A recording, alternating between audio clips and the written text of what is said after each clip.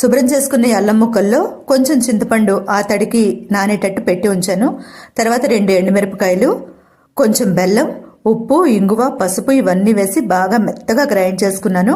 నేను బెల్లం కొంచెం ఎక్కువే వేశాను, అంచనాకే వేశానండి, ఎందుకంటే ఇది ఇన్స్టెంట్గా ఇప్పటికిప్పుడు తినే పచ్చడి కాబట్టి. తర్వాత మూకుట్లో ఆవాలు, మెంతులు పోపు వేసుకొని కొంచెం ఇంగువ కూడా వేశాను. ఈ గ్రైండ్ చేసి ఉంచుకున్న అల్లం ముద్దంతా వేసి బాగా ఒకసారి వేయించుకొని సిమ్లో పెట్టి ఉడికించుకుంటే అద్భుతమైన అల్లం పచ్చడి రెడీ అవుతుంది. చాలా బాగుందండి టేస్ట్. ఈరోజు నేనేదో కొత్తగా ట్రై చేయాలని చేశాను. మరి వీడియోలు కొత్తగా ఉండకపోతే ఎవరు చూస్తారు చెప్పండి, అందుకే ఇలా అనమాట. పొద్దున్న పచ్చళ్ళ కోసం మెంతులు వేయించి పెట్టుకున్నాను కదా, అది పొడి చేసి ఒక్క 1/2 టీ స్పూన్ వేసానమాట. చాలా మంచి టేస్ట్ వచ్చింది. ఇంకా పెసరట్లకైతే కొద్దిగా బొబ్బర్లు ఉండిపోయాయి, పెసలు నానబెట్టి వాటితో పాటు ఇవి కూడా నానబెట్టాను. మధ్యాహ్నం 2 గంటలకు నానబెట్టానండి. తర్వాత అల్లం ముక్కలు, పచ్చిమిరపకాయలు వేసి బాగా గ్రైండ్ చేసుకొని ఉప్పు, జీలకర్ర వేసి లాట్లో పోసాను. ఇదే డిన్నర్ అనమాట.